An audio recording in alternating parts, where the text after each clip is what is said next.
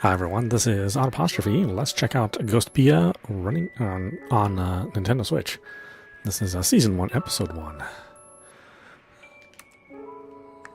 Okay, what we got here? Settings. Text speed is fast, and that's probably fine, right?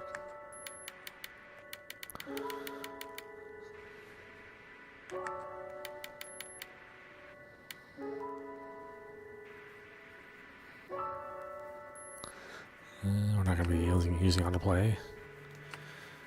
CRT effect. Off, please. Why the hell would you want that?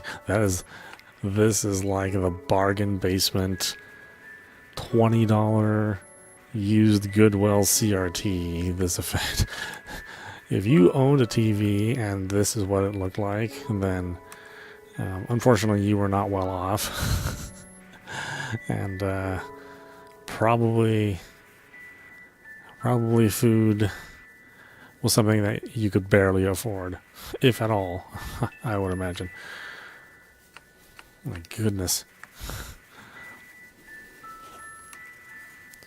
Episode 1, there's a new person in town. We'll start reading from Episode 1? Yeah, let's do it. Basic controls. Press A to progress through the story. Nice and simple. It's been a long journey. It's dark by the time I get out of the station. A cold breeze blows, and I suddenly want to go home. This is a ghost town. It's certainly lonely enough to have earned that name. Despite my reluctance, I quickly remember why I came here. To fulfill her wish. It's a promise I have to keep. I whisper to myself, I've come to see you.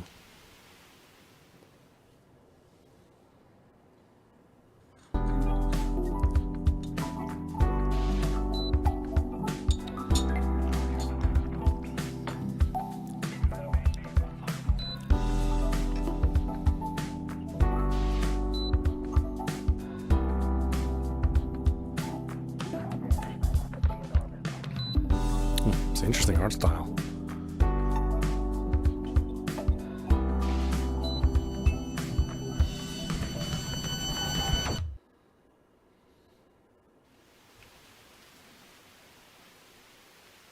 It's been my dream to dream.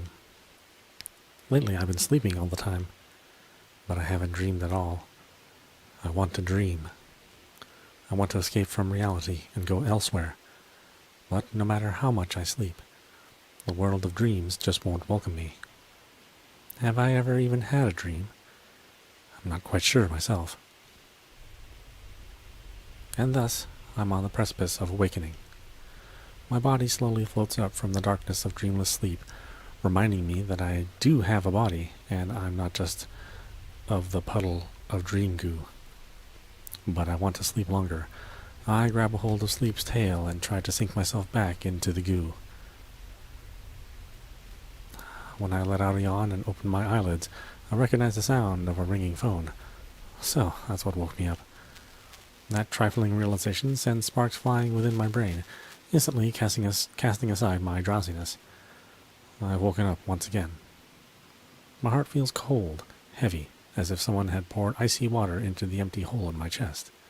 I look outside the window. It's almost dawn. Everyone's starting to go home. The air is hurried and restless, but also somehow satisfied and overflowing with hope. And then my heart gets another degree colder. Let's go. I quickly grab a change of clothes, put on my coat, and head to the door leading out of my one-room apartment.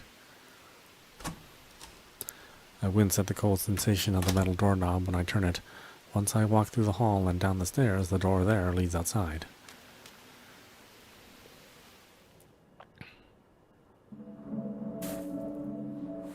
It's the same outside as ever.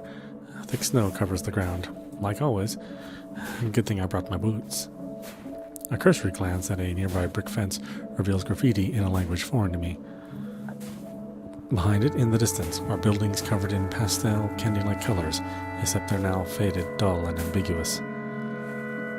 There aren't many tall buildings. What does stand out, though, is a cylinder thrusting forth from the middle of the town, as well as the peculiar silhouette of a church in the distance that almost looks like it's got an onion on top. In any case, I've got the feeling that this isn't the place where I belong.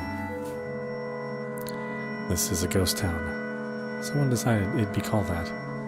Or rather, that's what anyone's ever called it. This is a ghost town, after all.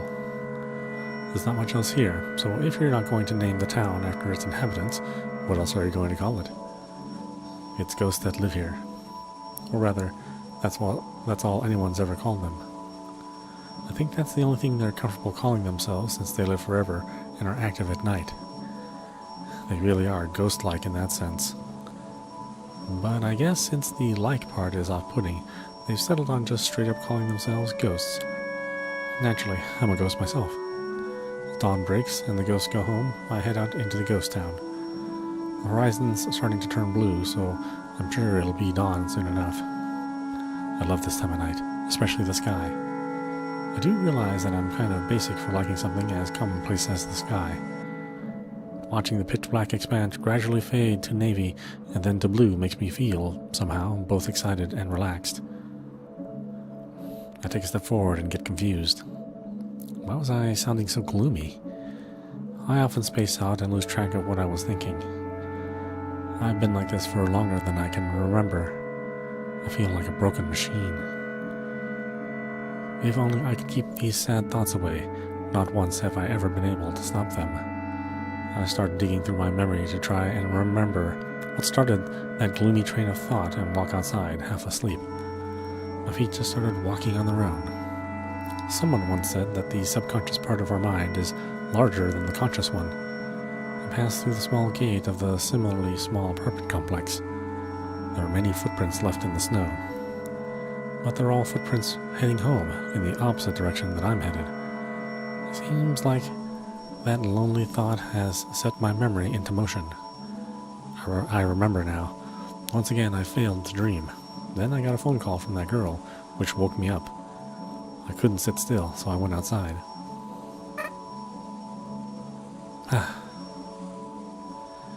I wish I didn't remember that. But I suppose when you've forgotten something, it's human nature to try and remember it. The need to remember may not be at the top of the hierarchy of needs, but it's definitely pretty high up. Whatever. It doesn't matter. It really doesn't, I mutter to myself as I tread through the snow. When I reach the road, the snow has already been cleared, making it much easier to walk. There's not another soul on the road, but I can feel the gazes of the ghosts from inside their buildings. I can't say I like it, but it's better than seeing them face to face. There are many ghosts in this town, but as someone who currently doesn't have any friends, my one and only hobby is to walk around town early in the morning like this. It's nostalgic, melancholic, and yet somewhat exciting. That's how I always feel when I go for these walks. I walk through the shabby backdrop of the city streets until I turn the corner, and the scenery changes ever so slightly. I've reached the plaza in the middle of town. There are benches placed here and there, as well as the signboard of a cafe, with a full view of the plaza. But it's not exactly a place with a calm, relaxing atmosphere. And that's due to the overwhelming presence of something that's the opposite of calm and relaxing. In the center of the plaza, in the indiscernible stone wreckage of what probably used to be a fountain, and sticking out of its gigantic metal cylinder with fins, it's been here for ages. Its silhouette is simple and clear. So too is its purpose. Destruction. Complete and utter destruction. There's no mistaking it. It's a missile. I have no way of knowing what sort of missile it is, but the fact of the matter is that it's a missile. Nothing more, nothing less. I don't know how long this town's history goes, but ever since it became a ghost town, the missile's been there, apparently. Since it hasn't exploded, it's probably a dud. And strangely enough, the missile is packed with the names of the town's ghosts etched all over its surface, like some sort of memorial. Naturally, my name's on there too. I have no memory of writing it there, and yet there it is. Like a signature on a shady contract I've been deceived into signing. Maybe I'd be a little proud to have my name here if I like this town, but since I don't, it doesn't make me happy at all. Instead, it makes me feel like I've been bound to this depressing place, so if anything, I find it disgusting. Sukiyaki. I take 2 or 3 steps back and get a running start and give the missile a good kick. Specifically, I am at the spot where my name is written. Someone speaks up from behind me. You idiot! What if it explodes? Shocked, I turn around to see a red-headed girl I recognize. She's a person, or rather, a ghost, I'd rather not run into. Beep! That's one thing I haven't forgotten. What? It's not like I did anything. She may not have done anything, but I have, so I don't know what to say. Obviously, I'm not expecting her to do anything in retaliation, and it's not like I hate her or anything. But I don't know if what I've done maybe was some kind of taboo. Ow! So, all I can do is let out a pathetic groan. Hey, wait! I turn around and make a break for it. I run shamelessly, waving my arms and legs. Anya, that redhead, appeared right behind me, so I have no choice but to make a loop around the town that's roughly shaped like a circle in order to get back home. I try to run fast, but my body just doesn't feel like it. I keep tripping and almost cry every time, but before I realize it, I'm back home. When I close the door behind me, I finally snap out of it. I can almost feel the wind blowing through my stomach. Now that I think about it, I haven't eaten anything in a long time. Well, it's not like I'm going to die or anything. When I toss my coat off by the door, it starts melting from the bottom hem up. Like when an orange peel eats through a piece of styrofoam, it bubbles, melts, and forms droplets. The boots I toss by the bed melt too, leaving behind useless heels and soles. And by the time I toss myself onto the bed, even my feet start to melt. Even ghosts feel pain. Once the skin melts off, it exposes muscle that goes dry and stiff upon contact with the air. It hurts. The smallest flicker of air in the room causes me unbearable pain, as if rubbing irritant into open wounds. Ghosts can't survive the morning sun. The reason I keep tripping over myself on the way here may have been the result of losing part of my leg muscles. Thinking about that possibility helps distract me a little from the pain. But it's not as much of a problem as it may seem. It's no big deal, really. Nothing dies in this town. Just leave it alone for a while, and everything will be back to how it should be. To sleep is to temporarily lend your body to the darkness of slumber. By the time I wake up, my body will be back to normal. My legs will have healed and won't hurt anymore, hopefully. It sure hurts. I speak up, even though I know there's nobody there to respond. Well, it'd be nice if there was someone to respond, someone to sympathize with my pain. Maybe I'm a little lonely. Did a teardrop fall onto my pillow, or was it just my imagination? My eyes fall shut before I can find out.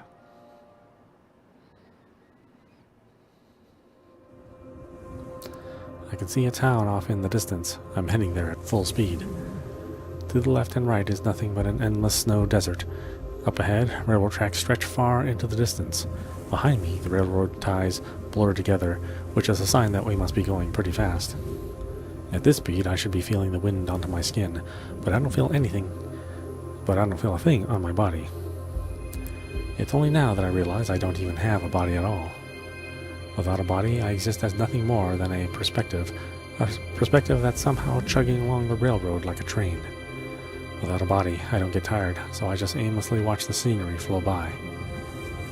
Once I'm about a few kilometers away from the town, I finally recognize it. That's the town I live in.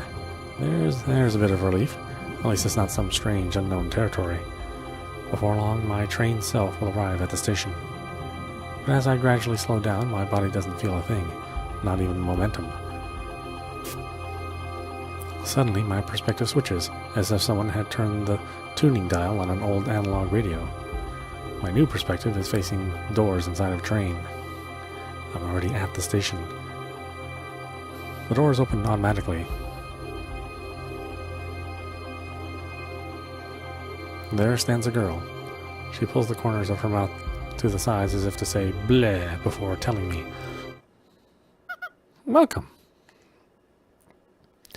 Welcome? I lived here for a long time, so I don't need anyone to welcome me. What's even going on? I try to tell her those things, but I can't speak at all. By the time I wake up, it's completely dark outside. Ghosts are nocturnal creatures, and thus the town's bustling with liveliness. No dreams again.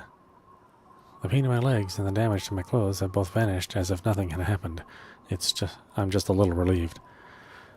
I think I woke up much earlier than usual. I check outside the window again as part of my daily habit to see how much time is left before sunrise. We need to talk. I haven't seen that electric bulletin board before. It looks pretty haphazardly made, too. There's wires poking out and duct tape stuck on here and there. It's probably handmade. It's been lazily stuck on the wall of a building facing my apartment. I've got a hunch as to who put it there. Almost everything in the world can be fixed with a little duct tape. I can still vividly remember her voice, but maybe that's because I actually heard her voice just yesterday. Ring.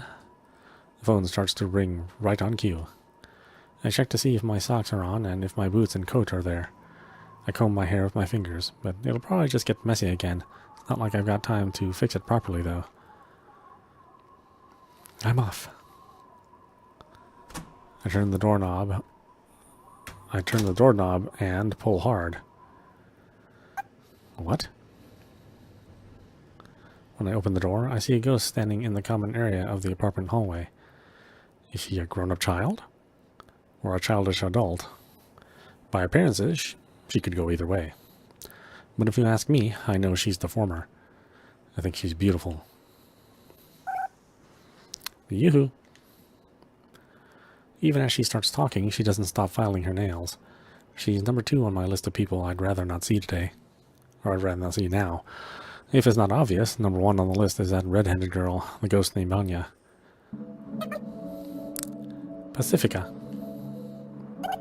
Long time no see, Sayoko. When I hear her somewhat friendly tone, it takes everything I have to keep my mind from unraveling.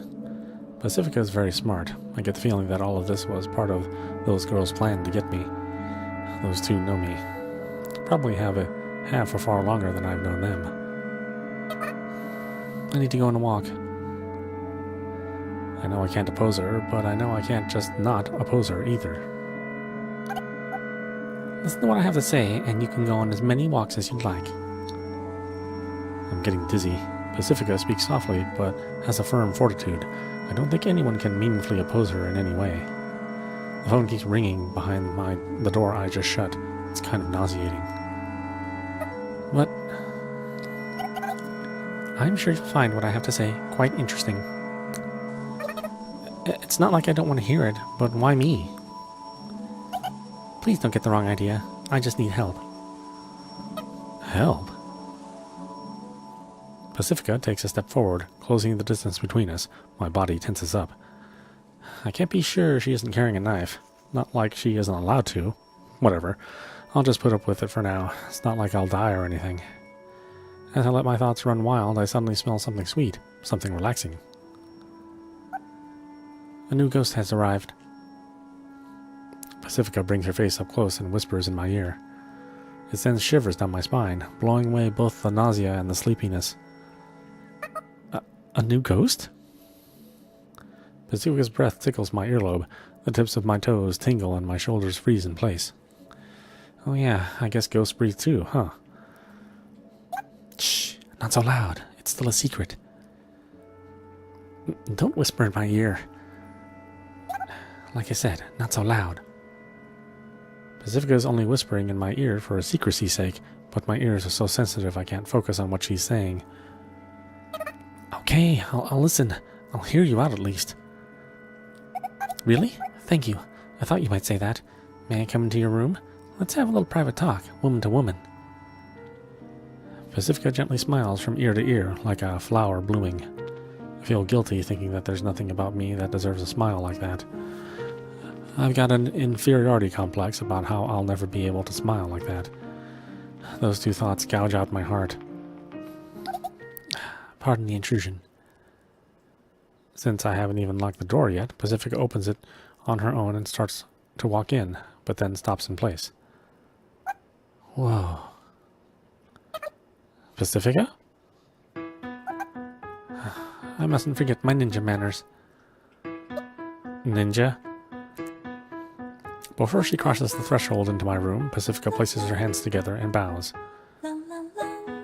What's up with that?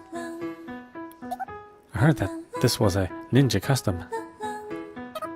That's news to me. No way! Apparently, I'd become known as a ninja in this town without even knowing about it. That's kind of concerning in its own right, but for some reason it feels oddly satisfying to see Pacifica blush. It's a pleasant sight, I guess.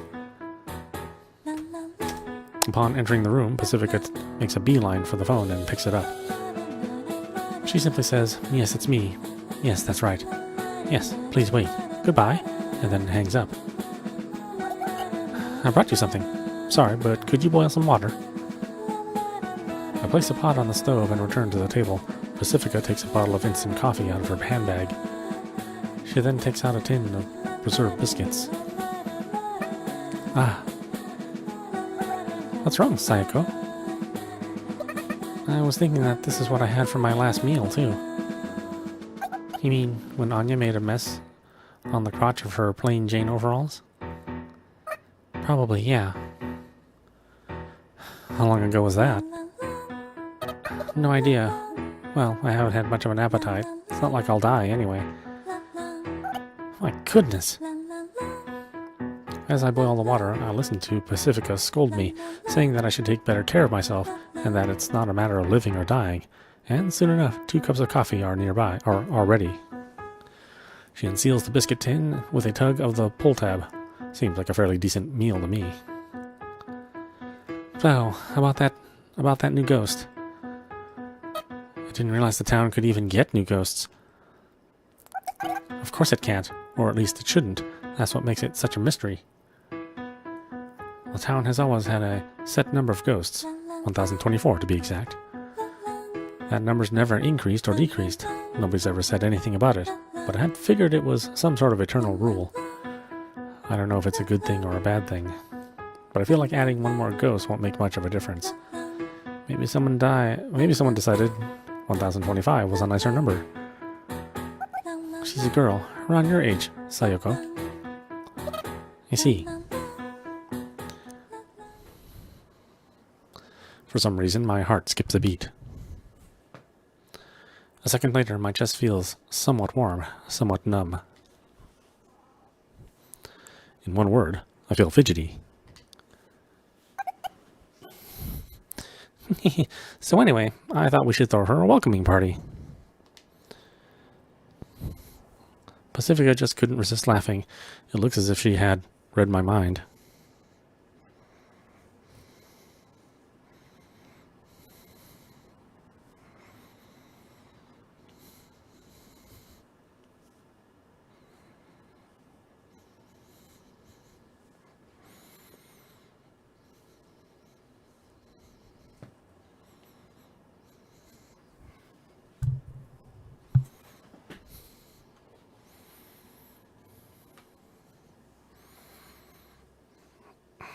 Alright, what's going on, Vera?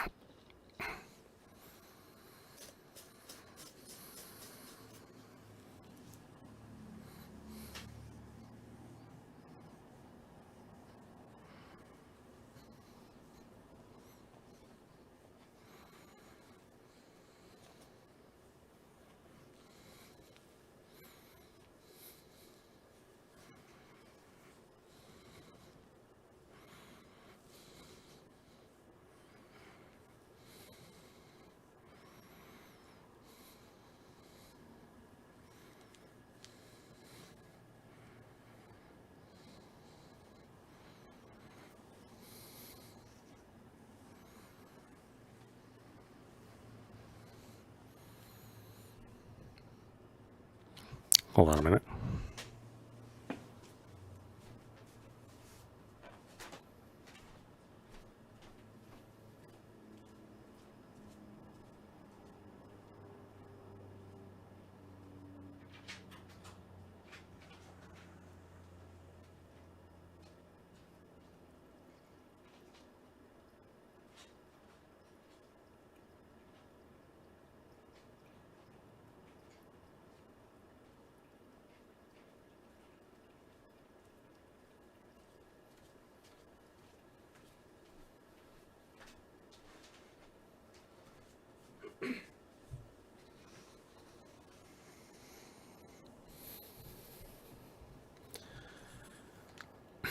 It's like she knows me better than I know myself, but does she know what this feeling is exactly? We have to throw her one, especially due to the circumstances. What circumstances? The church is examining her. She'll most likely be tired once they release her, so we have to show her a fun time to make up for it. The church. The town's biggest congregation of ghosts. It also serves as a peacekeeping organization. Headed by a priest, and they do policing and politics, and thus the priest is more like the town mayor.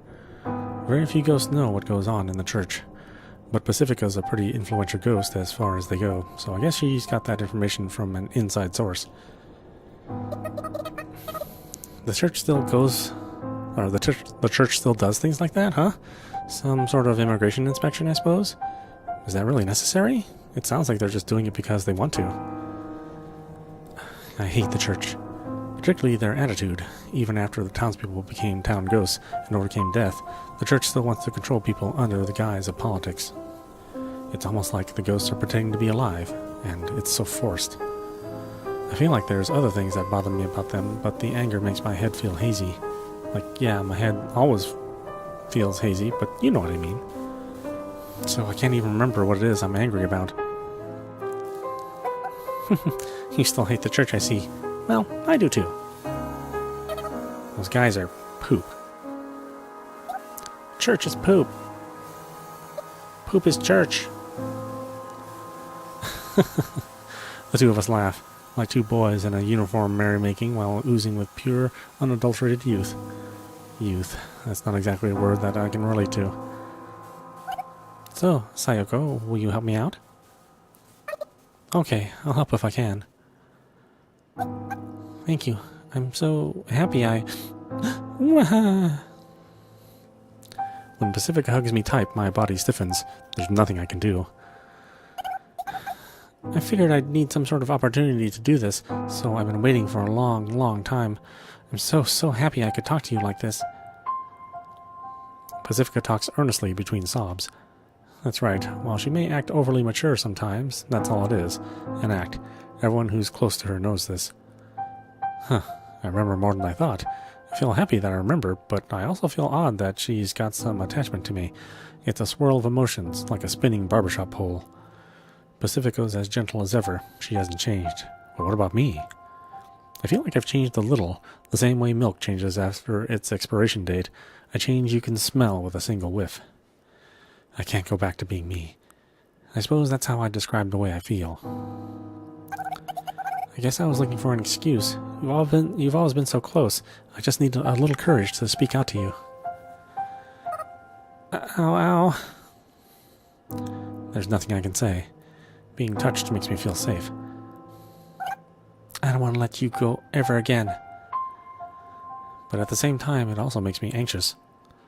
After all, I have no idea how I could ever repay someone who makes me feel this happy. If I get too uncomfortable taking advantage of her kindness, she might start to hate me. And I don't want her to hate me. I can't find the words to say. With just a simple hug, all of these feelings are revolving around inside me, and I'm just so afraid that I'll end up crushing this moment into dust. And just like that, the happiness has faded away completely, leaving nothing but coarse anxiety coursing through my heart.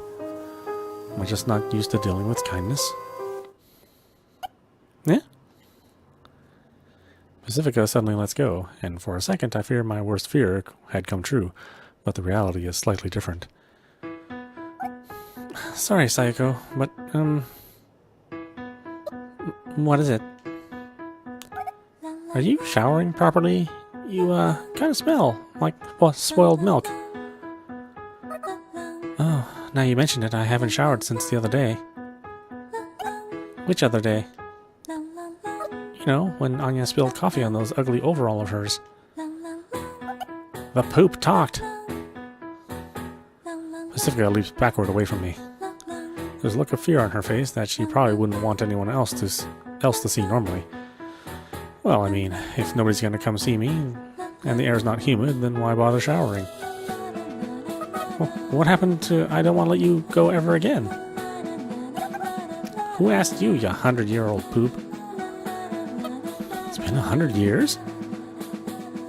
The very concept of a calendar has disappeared from this town, so time has become incredibly ambiguous. Individually, a day is simple to track, but as the days pile up, it's impossible to track of months and years. You'd have an easier time counting the sand in the desert of snow surrounding this town, one grain at a time. If you think about it, I suppose it's not normal to go this long without showering, huh? Maybe I really have changed. Am I trying to reclaim myself? Take a shower. Now. Okay. My fear of being separated from Pacifica turns into fear of Pacifica herself. I stop thinking, grab a towel, and head to the bathroom as quickly as possible.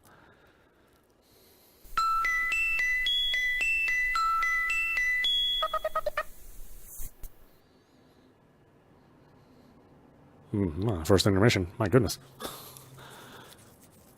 It's almost dawn. I don't think I've ever gone outside around that time before. The snow seems a little soft and hard to walk on, perhaps due to the rising temperature. Ah, Sayoko. Pacifica. Looks like I wasn't the only one called here. I see. I guess that makes sense. The time has come.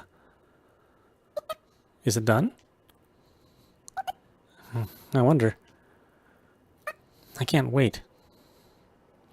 Pacifica nods and weighs her words for a while, and then... If you can't wait, then let's hurry. Ah, hey! I chase after Pacifica when she breaks into a run. It's my first outing at dawn. We dash as if swimming through the pristine air.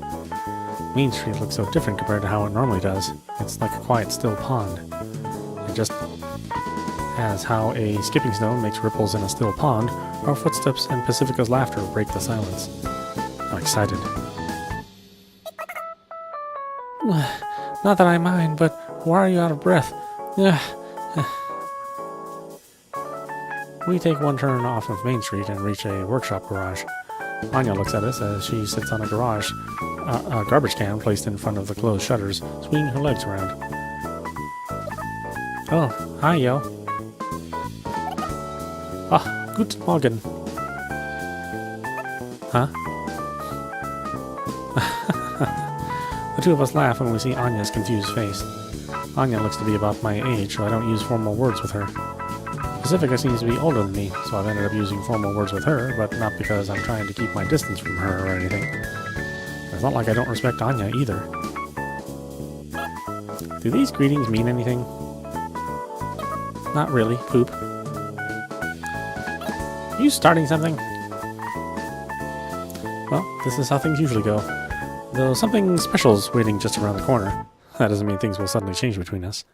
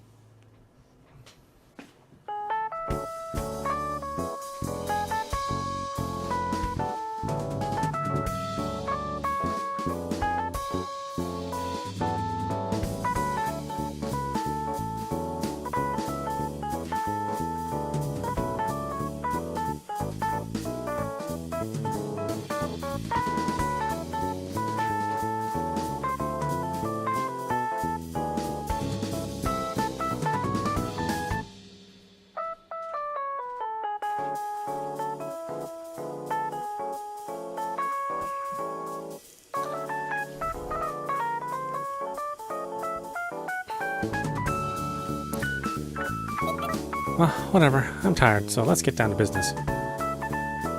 Anya sighs. Her face does look a little tired, and her posture doesn't show any enthusiasm at all, either. So, is it done? Is it done, or is it not? What do you think? The way her eyes light up with confidence already spoils the answer to that question. It's done. It's done. I did it. I did it. Want to see? You want to see it? I want to see it. I grab Anya by the shoulder when I say that. We have both lost our cool. Anya chuckles to herself and pulls a remote out of her pocket. Time for the big reveal! Clack, clack, clack, wee, chunk.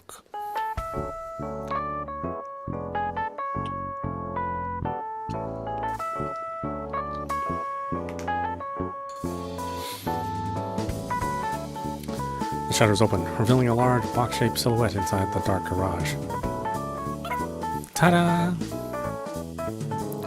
There it is, our hope. Our first weapon, the one that's for the books. Or this one's for the books. A squarish armored vehicle, or at least that's what it probably is. Oh, by the way, my motion moves around the image a little bit.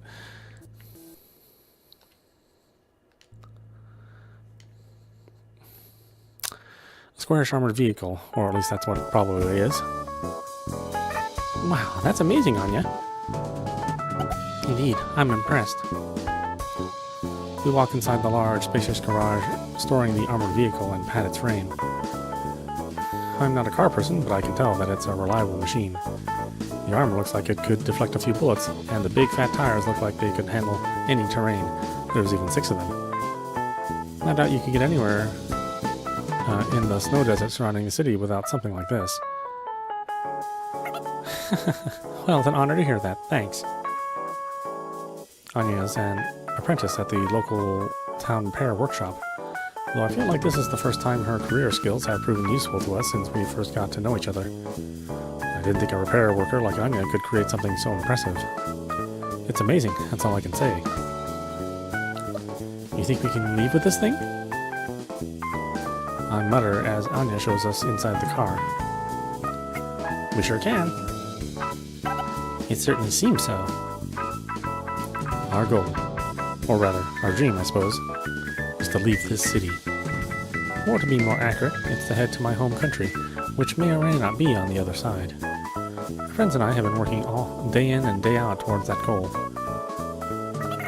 No idea how far we'll have to go, but I made sure we can pack a lot of food and stuff. Should we bring board games and stuff too? Wouldn't it be too bumpy of a ride for board games? Oh, good point. Boy, am I tired. Time to sleep. Anya lies down on the hard concrete garage floor. I look outside the window. Sure enough, the sun's almost fully risen. Ghosts always get sleepy in the morning. They can barely stay awake up until early morning, but even that's cutting it close. Oh, no fair. Me too. Pacifica lies down next to the already half-asleep Anya and curls up. They look so comfortable, it makes me want to lie down next to them too, but there's something I have to do before that. I get the garage shutter remote. And I also pick up the thick blanket that Anya must have gotten ready for this little sleepover. Hey, come on. It's going to be cold if you just go to sleep like that. It's not like ghosts can catch colds, but they do feel cold. And even though they're wearing coats, the floor is likely to grow cold. I press the button on the remote, and the shutter shuts with a rattle. I lie down on the concrete floor loosely spread out the blanket. Say, Anya. What? Did your boss help you? Not really. It doesn't matter either way, but, huh?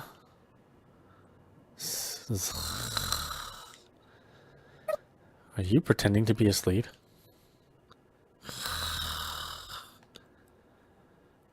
Well, whatever. We share our warmth underneath the blanket as we drift off into sleep. Eventually, our consciousness melt as we all enter one dream.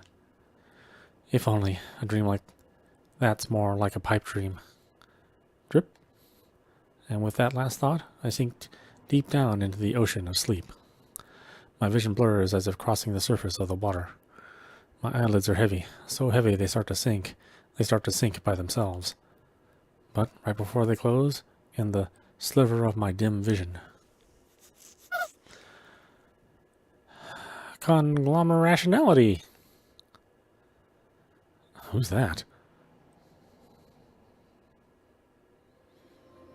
We walk around the street at night. In other words, during peak ghost activity hours. I never thought I'd walk around the streets underneath a pitch-black sky again.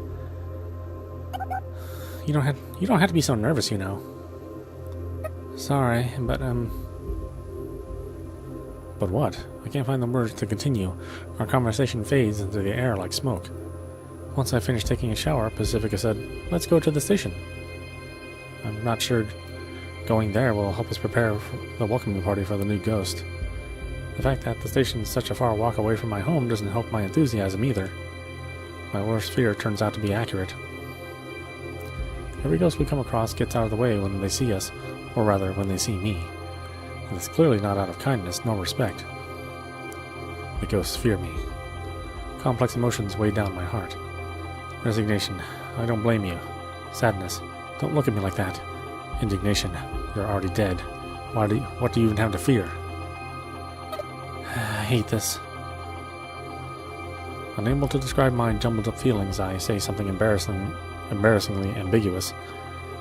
I don't know if I should be apologizing, but I'm sorry. No, I wasn't blaming you or anything, Pacifica. Though Pacifica smiles, her eyes narrow. A sign that I haven't cleared up the misunderstanding. I curse my poor language skills. Can you hold my bag? I nod absent-mindedly and take Pacifica's handbag. This station's pretty big. It must have been an ostentatious building in its heyday. But it's hard to imagine what it used to look like now that it's an abandoned wreck. Most of the lights are broken, so it's incredibly dark inside. It's not impossible to walk here if you try hard enough, but it makes me wish I had a light. The few lights that remain intact are enough of a hindrance that your eyes can't adjust to the darkness, so anything that's in the shadows is completely dark. Pacifica strikes a match and lights an old-fashioned lamp. Pacifica is rich enough to buy high-luminance LED lamps or expensive high-powered wearable lights, or at least I think she is, but for some reason she's using a lamp. Has she always been like that? I don't remember. I feel like there's a memory like that locked away somewhere in my brain. It feels odd, but it doesn't matter. This station appears to have been a terminal. At least that's the conclusion I've come to, seeing as all the railroad tracks only come in from one direction. It seems kind of fitting for a ghost town to be a dead end. At least that's what I think. I follow behind Pacifica from the front entrance to the platforms. There's not a star to be seen in the sky above the cracked ceiling. I see a single point of light up ahead. It sways slightly. Several dozen meters ahead. There stands a young red-headed girl. Yes, she looks nothing but young. Her name is Anya, a ghost who I used to be friends with just as much as with Pacifica. Sorry for the wait. Doesn't matter. You sure took your time, though. You run into any problems? Each time Anya's body sways, the floating light hovering a little less than a meter above her head sways with it. I'm not sure how the thing works, but it makes her look kind of funny. It's like an angel halo. I mean, doesn't that seem funny? A ghost cosplaying as an angel? I had Sayoko take a shower. Oh, I see. I stay silent. I decide not to say anything unless spoken to. Long time no see. Yes, I guess so. Looks like I win this time. Whatever, Passy. It's not like I wanted to win anyway. And I don't want to lose. And I don't want to lose, Anster. Anster just doesn't sound right. The two of them exchange playful banter, but Anya's face looks a little stiff since I'm here. The two are my only real connection to the town. Judging from what they said, I guess the two of them were betting to see who could drag me out of my room first. I'm not enough of an idiot to say... But I'm not enough of an idiot that I'd say something like, "Don't use me as a pawn in your games, you two." It's necessary to just accept these sort of things if you want to revive interpersonal relationships that have remained stagnant for years, or even longer. Okay, Sayoko, let's head to the garbage dump. Ah. Why the garbage dump? I want to ask, but instead I stay silent. I don't want to disappoint them. Despite the things I say, I dream of reviving our friendship. Okay, let's go. A slight shadow seems to cast itself over Anya's face when I say that. It's a little frightening. Did I do something wrong? I guess there's no use dwelling on it. Alrighty. Anya claps her hands twice, and the float light above her head changes from an angelic halo to a shining sun. It's so bright it makes me squint. It's so bright. Maybe a little too bright? This thing's a cheap model, so it's only got 2 brightness levels. But I figured this should be plenty for picking up garbage.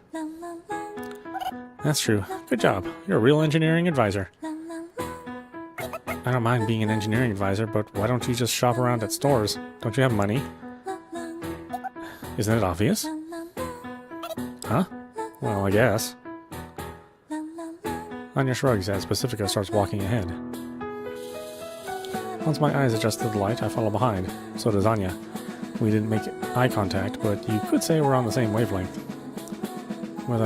Whenever Anya moves, her miniature sun sways, causing the shadows cast by rubble, signs, and pillars to stretch and shrink. Let me explain from the beginning. The needle on the compass points north.